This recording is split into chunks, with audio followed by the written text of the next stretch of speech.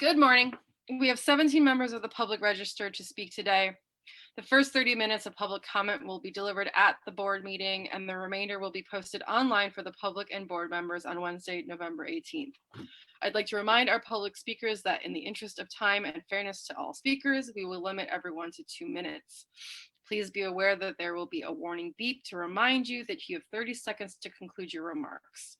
Thank you for your patience and understanding throughout the virtual public comment session. Councilmember Udanis Rodriguez. Thank you, everyone. And thank you all board members of the MTA, starting with the chairman, Pat Foley, and everyone, especially all the voices that have been fighting for the improvement of public transportation. As I have said before in the previous board meeting, I want to re-elaborate today that we have a big responsibility to get the leaders that we have at the city, the state level that represent us in Washington, D.C. to continue fighting so that the MTA will get the stimulus package. As myself being the chairman of the Transportation Committee of the Council, as everyone knows, I always advocated for the city to increase contribution to the MTA. And as I also has asked the MTA leadership to also find different way of how to bring more transparency on how we use the resources and also how to reduce costs. And I've been advocating for the MTA to look at the rail yard that we have throughout the 5 boroughs and work with the private sector and the public-private partnership to develop in those areas so that we can use those facilities to build affordable housing, to bring economic development, and also the MTA to get an increase of the revenue. We know that the capital plan, the 2024, is in risk right now. We need to be sure that we get the financial support for Washington, D.C. And I would like to ask everyone to please work together so that the MTA get the support they need in order to maintain the financial support that is needed. But also asking the MTA to please, let's work together to reopen the train services at midnight. Thank you. Thank you. The next speaker is Lisa Daglian. Greetings, I'm Lisa Daglian, Executive Director of the Permanent Citizens Advisory Committee to the MTA, PCAC. None of us are so naive as to believe that the election of a bona fide transit user will result in instant salvation, although we can hope that our future is so bright we'll have to wear aviators. But riders can't wait until Inauguration Day for relief. This month's meeting will include the release of the dreaded and dreadful Doomsday Budget Plan, with unfathomable service cuts, unaffordable fare hikes, and untenable layoffs, coupled with a devastating halt to many capital projects. The next few months will be daunting and downright scary. We're staring into the abyss. It doesn't have to be like this. With the election over, Congress can take immediate action to pass a stimulus package that will stave off fiscal disaster for the MTA and support state and local governments. We also urge them to extend the MLF through 2022 to allow the MTA to borrow more slowly, with lower interest rates, longer terms, and an increased borrowing cap. Congestion pricing must also be a priority. Ideally, we'd like to see a January 2021 executive order for a categorical exclusion. This makes the most sense given congestion pricing's ability to reduce traffic congestion and promote transit use while addressing the MTA's financial challenges and promoting economic activity. Calling for an environmental assessment would also pave the way for the next steps.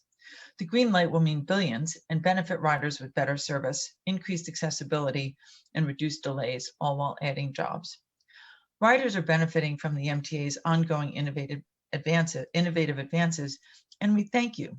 Earlier this week, Metro North introduced features to its train time app, like those on the LARR, that allow riders to see how crowded trains are. Such ongoing and impressive updates provide commuters with the technology they need to improve their confidence in their trip and in the system. Bravo to the teams who continue to work to instill confidence in riders, getting them back on board. We urge Washington to make the same commitment. Thank you. Thank you. The next speaker is Andy Quito. Hey, good afternoon. My name is Andy Quito, and I'm a member of Passengers United. I'm calling here because I talk about the upcoming budget gaps. Ever since We haven't heard anything from the state or the federal government or plan to bail us out, which is going to affect many riders here in New York and in Connecticut. You know, it's Metro North territory because lack of funding, but we need to save our mass transit. You know, it's the lifeblood of New York State, and nobody's helping us. It's just completely unacceptable. And we're gonna now we're gonna get into the situation that happened last night on the Long Island Railroad in Metro North, because there was a storm last night and service was suspended for over an hour on the Long Island Railroad Metro North with no shuttle buses, absolutely nothing. And also this past weekend there was no shuttle buses for Coral Place, Westbury, and Bethpage customers. Why? Because you guys don't care about those areas. You just don't care, because that's why I'm demanding a clean house at the MTA, because you guys don't care about the middle of the island, and then only having two shuttle buses doing the run between Mineola and Huntington this past Saturday is just unacceptable. The buses were crowded. There was no social distancing. It seems you guys don't even care about the health of the passengers. And and then and I look at the committee, but there's gonna be more work on the main line, and for the next 2 weekends again. And it probably gonna be the same thing. No shuttle buses for Carl Place, Westbury, and Bethpage. Bethpage, there's no nice bus. Carl Place, Westbury, the N22, N24 bus is not that consistent. It's not. And then what happens if you travel Conclude your remarks. overnight? You're completely stranded. That's all I gotta say. Please just change the plan. Thank you. The next speaker is Jason Anthony. Greetings, MTA board, Jason Anthony from Passengers United. This month, I'm calling for the resignation of Patrick Joseph Foy and Sarah E. Feinberg. Why I'm doing this? Because I had enough of their inaction throughout these months. Sarah, we know that you have a Twitter account. Why is it that you, every time that we try to contact you, you ignore us? But you respond to certain people, but not us, the writing public and activists. Why you ignore us? And that's why we questioned your performance last month. Obviously, you ignored our question, and that's why this month we are demanding you to step down. Patrick Joseph Foy, why is it that you only serve a certain demographic in Long Island instead of serving everybody in general?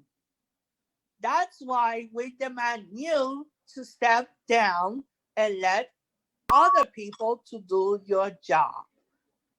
So that's all I have to say. Thank you. Our next speaker is Rachel Foss.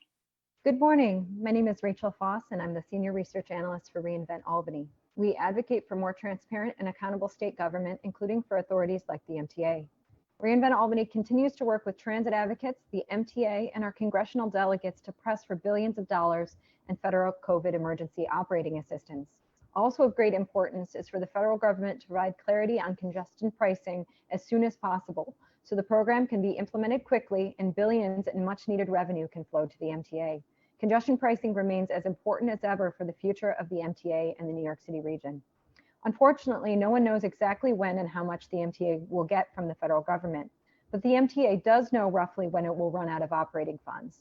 We believe the MTA board, which has a fiduciary duty to the MTA and under law essentially owns the authority, should tell the public when cuts could become necessary. It must be more transparent about how the MTA plans to deal with its massive operating deficit. We hope this week's board presentation includes multiple scenarios for closing the MTA budget gap, including full emergency aid, partial emergency aid, and borrowing from the Federal Reserve's Municipal Liquidity Facility, or MLF program. For all of these scenarios, the public deserves to know exactly when the drop dead date for service cuts and fare hikes would be and exactly when the board will need to vote on any changes. We emphasize that the board should have a say in any mid-year adjustments to the MTA budget, with public votes on any changes to service and/or fares. The public stakes for service cuts and fare hikes are huge given the hit that New York City has already taken to its economy, and the board, as fiduciaries of the MTA, should have a vote on any mid-year changes. Regarding the Federal Reserve's Municipal Liquidity, or MLF program, we thank Senator Schumer for asking the Fed to extend the program beyond 2020. A longer borrowing window would help the MTA borrow as needed rather than the maximum $2.9 billion this year. The board authorization being put forward today would allow for incremental borrowing should the MLF be extended. We ask the MTA to work with Senator Schumer to make this change happen and further improve the program with lower rates, 5-year bond terms, and an increased cap. The MLF is not a substitute for direct emergency aid, but can support the MTA with a low interest bridge loan as it weathers this crisis. We would also like to remind the board that a short-term loan from the Fed cannot be an excuse for the governor to not provide dedicated funds. These must flow without any withholdings and not subject to 20% across the board cuts. Thank you for your consideration. Thank you. The next speaker is Nick Cifuentes. Thank you and good morning. I'm Nick Cifuentes, Executive Director of Tri-State Transportation Campaign, a nonprofit advocacy and policy organization fighting for sustainable mobility in New York, New Jersey, and Connecticut. As New York City faces a second wave of COVID-19, the damage from the first wave continues at the MTA. Ridership is still dramatically off from normal, and reductions in fares, tolls, and taxes mean the MTA continues to operate on a shoestring. Transit advocates have been pushing for 6 months for the federal government to act by approving emergency relief to the states and cities and to provide $32 billion in relief for public transit authorities nationwide, including up to $12 billion for the MTA. These funds would help prevent a death spiral in our public transit systems and stave off disastrous service cuts and layoffs. We will continue to call on the White House and Republican Senate to pass these desperately needed funds during the lame duck session of Congress. If Republicans only move forward with the so-called skinny stimulus, we call on them to include transit funds as part of COVID relief, keeping in mind that transit is the key to the region's economic recovery, as well as to curbing dangerous greenhouse gas emissions. Meanwhile, the state and the city should continue to advocate for congestion pricing as part of our own local solution to the MTA's funding needs, as well as to prepare for an onslaught of cars once offices in Midtown reopen in 2021, as a vaccine may now be on the horizon. Unless we want New York City's recovery to grind to a halt and endless gridlock from cars flooding into white-collar workplaces, we must prepare now. Governor Cuomo should seat the Traffic Mobility Review Board immediately. The city and state should push the new administration to approve congestion pricing in January. Meanwhile, in lieu of forthcoming relief, we must make the best of an impossible situation. In the face of potential cuts, we call on the MTA to provide opportunities for real and meaningful public input, be as transparent as possible with riders about any and all changes to service, and be mindful of racial and economic equality and equity in planning all changes and cuts. With this in mind, we call on the MTA to restore 24-hour service to better serve essential workers and shift workers. We applaud the MTA and Bob Ferran for presenting a budget with options that will allow for the greatest flexibility in the new year. With transparency, effective communication, and all of us taking proper precautions, we can weather this disaster and get to the other side. Thank you. Thank you. Our next speaker is Brian Fritsch. Hello, and thank you for the opportunity to testify today. My name is Brian Fritsch, and I'm the Manager of Advocacy Campaigns for Regional Plan Association. First, and most importantly, RPA strongly supports a federal COVID relief package that includes full funding for transit to allow the MTA to run vital service during the pandemic and support essential workers. But given the ongoing lack of action in Washington, we understand the incredible uncertainty facing the MTA. If the MTA decides it has no other choice, we support borrowing from the Municipal Liquidity Facility as needed. We encourage Congress to extend the MLF borrowing deadline until the end of 2022 to give the MTA more flexibility on borrowing additional funds. Our regional economy relies heavily on public transit, and we cannot move forward with a just recovery without a reliable bus, subway, and train service. Implementing service cuts and fare increases would be a disaster for our region and cripple collective efforts to bring our region back from this pandemic. To that end, additional transparency, whenever possible, should be released to give the public confidence that the MTA has considered all their options to save operating funds, including providing additional information about the financial and cleaning benefits of overnight closures. Finally, we encourage Governor Cuomo to take the lead on the MTA's financial problems to protect the public from an incredibly dire set of outcomes. That includes announcing the members of the Traffic Mobility Review Board to advance the implementation of congestion pricing once it receives the go-ahead from the federal government, and protecting the state's $600 million in dedicated funding. Thank you so much for your time and consideration today. Thank you. The next speaker is Norbert Gies. Good morning. My name is Norbert Gies, and I'm a CURES board member. You heard last month that CURES and elected officials opposed a permit submitted to the DEC for Omni Brentwood rail transfer. This is an example of waste by rail expanding off of Long Island. Did you know that in 2024, the Brookhaven landfill is closing? Plans are being made to export all the waste by rail. Winter Brothers, a Long Island waste contractor, is planning to open a new waste to rail facility in Brookhaven. What does that mean to an already overburdened rail system in our area, the 10-acre Fresh Pond Yard? I can tell you that these two facilities will bring 4,300 tons a day of extra trash. That's 10,000 more carloads a year shipped in communities that go through Queens. More waste by rail means more diesel pollution for more than 1 million residents of Nassau, Suffolk, and Queens who live within a kilometer of existing and planned waste by rail facilities. As you have heard CURES say before, the locomotives used by your rail freight concessionaire, the New York and Atlantic Railway, are high polluting 1970s vintage locomotives. There are still $14 million in the state appropriations that the Long Island Railroad received to repower these antiquated locomotives. That's enough money to upgrade 7 old MP15s to Tier 4 emission standards. Like other railroads have done, you have the power to take 95% of New York and Atlantic's current locomotive pollution, greenhouse gases, out of New York's air supply forever. A cost-efficient Tier 4 switcher locomotive repower project is needed now, not a gold-plated RFP for a brand new misapplied line haulers. Please use the money in controller's contract number DR 36644 now to issue an RFP to repower MP15s for New York and Atlantic to use. Thank you. Our next speaker is Andy Pollock. Good morning, Chairman Foy, members of the board. 2 things we're going to discuss today. First of all, this past week, I was named Regional Bus Director for Passengers United. My first action today is to discuss the situation with the busing along the main line. This past weekend, I was made aware of a situation where there was no busing between Hicksville and Farmingdale. One customer was even told to use Uber just to get to Farmingdale this weekend at Mineola. That is not acceptable. Plus, also, somebody else told me they were in Westbury this weekend and they saw 2 overcrowded buses on Old Country Road.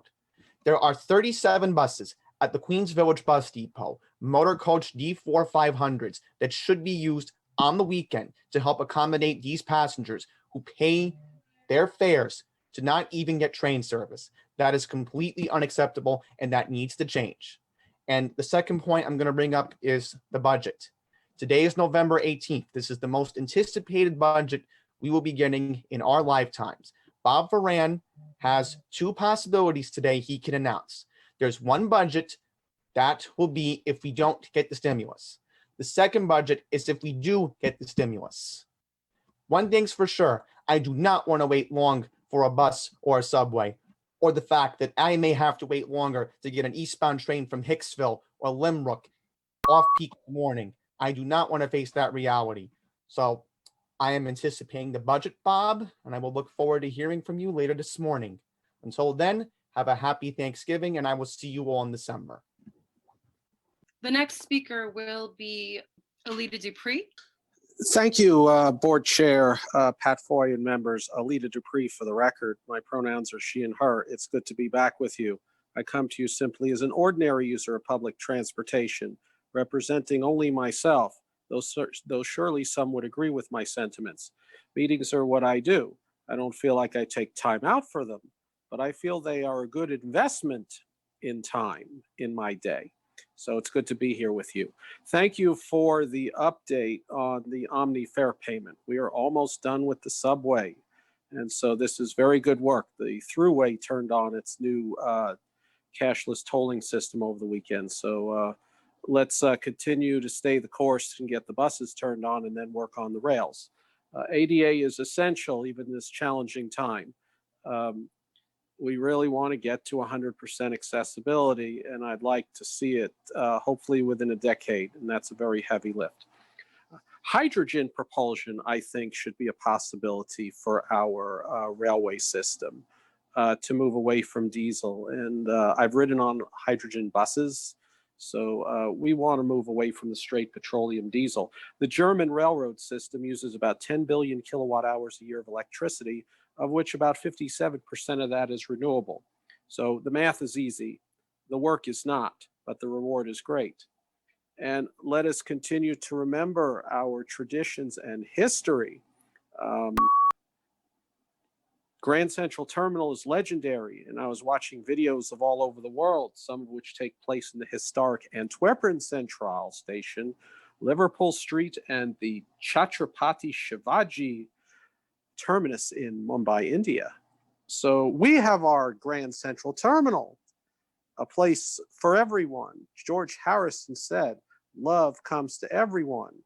And so I want us to continue to have our system be a defining institution of New York, because it is about the people, stories, comments, and thoughts and experiences, helping millions every day. And I thank you. Continue the work of Legendary. Appreciate it. The next speaker is Yuki Endo.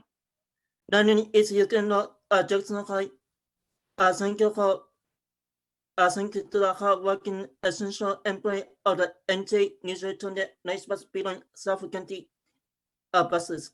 There and all public transit in New York Tri-State area. I am also asking the federal government to fund all public transportation in New York Tri-State area.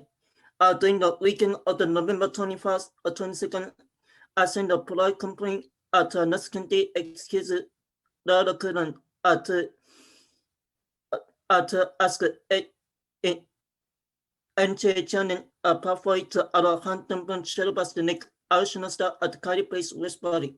Long-con shuttle bus that operate between finding the linear order, stopping at the base place Hickster. Our current mainline shuttle the Protestant long-con bus is outrageous with no shuttle bus to Carey Place, West Valley, no shuttle bus on the long-con 3 train at the base place is outrageous because the nearby N80 Hickster Sunday bus doesn't run on the weekend. People at the best place frequent for taxis. Russia service had to walk 1 hour just to catch shuttle bus to turn walk 3 minutes hence they come back to take a slow 1 hour local N71 to Sunday snow for the bottom train or the N72 hence they're funding the 4 train service. Nice bus N22 and 24 bus does not run 24 hours. Also, how will you people in Carey Place, West Valley get to work from their essential work? Please MTA channel pathway. Please don't be green for the mainline Thanksgiving Christmas season. You need to send some MTA coach buses, South County Transit buses. Assist with non-identified shuttle bus because no bus doesn't have enough shuttle bus to provide. But why not MTA South County buses are sleeping at their depot just on the weekend? Every weekend during the mainline shutdown, there are no shuttle buses. Please summarize your remarks. That's all the plans to get shuttle bus about now for the mainline corridors. Also, there should be a post design for the non-identified shuttle buses because bus drivers are doing non-identified shuttle buses sometimes does not know where to stop. Please wrap up, Yuki. Thank you. Thank you very much. The next speaker is Jean Padula. Good morning, ladies and gentlemen. My name is John Padula. I'm a supervisor with Educational Vision Services from the Department of Education. I'm also a member of the Advisory Committee for Transit Accessibility. It's nice to speak to you all again this morning. I hope everyone is safe and well. I'm here to remind you about the importance of accessibility. As we know, transportation still remains a major barrier to employment for the disabled community. This is why we cannot just push the capital plan aside. In addition, Access-a-Ride has to remain, or must evolve, I should say, into a viable option, affording our city's otherwise able citizens the same rights, access, and autonomy as every other person in the city. On-demand service not only enables me to do my job, but it allows me to live my life with the same autonomy and dignity as every other person in the city. Listen, folks, the election is over, and now we just need to move forward. We got to move from rhetoric to reality. Yes, we need funding, but we all have to be on the same page as what to do with that funding. We have to work together. The only way this is going to work is if it's a team effort, full collaboration by everyone. I'm looking forward to the Chief Accessibility Officer position being filled.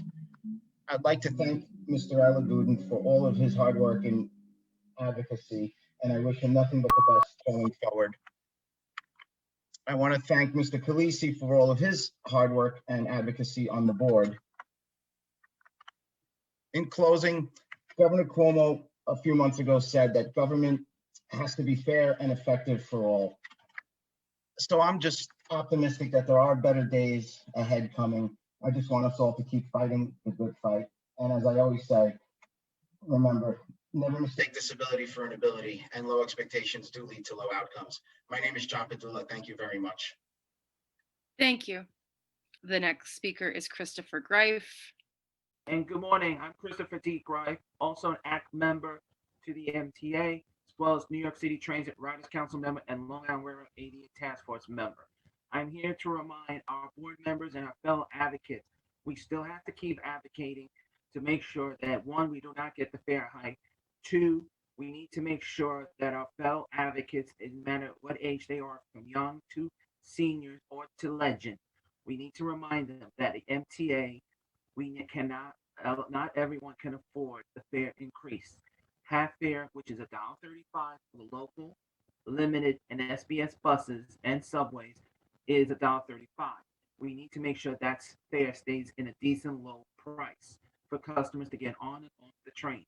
We definitely need to advocate for the elevators, ramps, and any special devices for the accessibility community.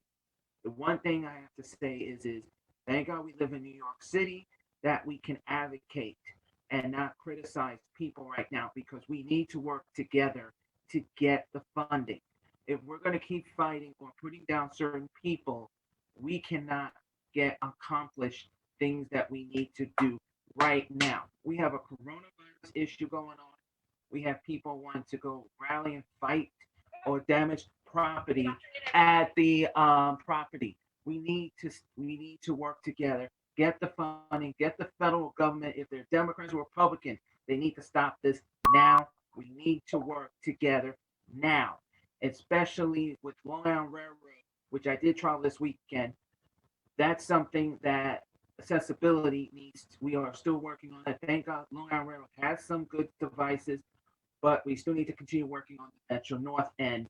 That accessibility in Metro North is also another issue as well. So if we're going to deal with two railroads, we need to work together, not criticize people. We need to solve the problem today or very soon. Thank you. Thank you. The next speaker is Charlton D'Souza. Good morning, everyone. My name is Charlton D'Souza, President and CEO of Passengers United. And I am very upset today. As many of my colleagues spoke from Passengers United, we are very upset that there are no shuttle buses being provided for Long Island Railroad riders at many stations. like Westbury and Call Place. And also there were only 2 shuttle buses this weekend on the Long Island Railroad. However, for New York City Transit and MTA Bus Company in Queens and throughout the 5 boroughs, overnight, many buses are missing. There's no drivers to fill the runs, and guess what? The trips are not going out. So now people overnight between 1 a.m. and 5 a.m. are being left stranded, and they're being left to the mercy of the cabs. That is wrong, and it's wrong because the MTA is not posting which bus and which run is being canceled. And this information should be posted an hour so that, passengers traveling overnight know what's happening. I was a poll worker on election day. I had to take 3 buses to my poll site, 3 buses. And you know what? All the stores, restaurants, they were giving away free things to people on election day. Everyone except the MTA. Shame on you guys, okay? And as far as I'm concerned with Pat Foy, he needs to resign. The time has come for Pat Foy to resign. You know, we've had very bad and poor communication with him. He doesn't respond to us. Neither does Sarah Feinberg. She's the president of New York City Transit. We're an advocacy group. And I'm noticing that there's a lot of favoritism towards certain advocacy groups out there, and it's not right. It's not right towards us. We're paying passengers who rides the system every day, and we deserve to be treated with respect. As far as the PCEC is concerned, there needs to be a better job done by the PCEC. Please summarize your remarks. We just feel that there needs to be a better organization of the MTA that's geared towards passenger support and passenger assistance. Thank you so much. And yep, I'll see you guys next month. Our next speaker is Miriam Fisher. Good afternoon, everyone. I want to start by keeping on the radar a quote from Andy Byford: accessibility as a moral imperative. I applaud the continuation of projects for elevators and accessibility in the works, but we also have a future. The goal was 100% accessibility. Right now, we're at a critical juncture of possibly a second wave of the virus and a resurgence of cars, speeding, accidents, pollution, despite everything we learned at the beginning of the pandemic. To try to get ridership by, the keys we've learned from the scientific studies: masks, ventilation. There's no real monitoring of the masks. I go on the subway on the mask, somebody comes on, sits next to me to the left, no mask. I get up, I don't want to get into a fight. Somebody to the right of me has his mask down and he has an animated conversation with his friend a few feet away, spreading the virus. They could be super spreaders, symptomless. 90% accessibility, 90% of use of masks leaves 10% still, and who knows how many more. What can we use monitors to the subways, such as unemployed population, some of the homeless, like they're doing at the Lucerne Hotel in the Upper West Side. Many stores have security, no mask, you can't get in. Can we do something like that for 100% compliance with masks? Ventilation, I read in the newspapers, buried in the Times, 18%, 18 times per hour filtering, then 12 times per hour. This is all buried information. The people that I speak to do not know that, and they are people who follow a lot of the transportation issues, including Please summarize your remarks. our transportation advocates. When will the new Omni cards be usable for people with disabilities, seniors, students, the fare users? These are the people with the greatest income disparities, again on hold, needs immediate, their needs are ignored. And lastly, Second Avenue Subway, an exorbitantly expensive multi-billion-dollar project with 3 stops. Nobody is talking about express buses, light rail, like our neighbor in New Jersey is doing, and European models. We don't need to spend more money on subways, but alternatives for easy accessibility, easy installation, implementation. I still hear talk about the Second Avenue subway. Thank you for listening. Bye-bye. Thank you. The next speaker is Murray Bowden. My name is Murray Bowden. I've been around a while, and I don't know if I'll be around long enough. Stop it. I don't know if I'll be around long enough to be at a meeting in person.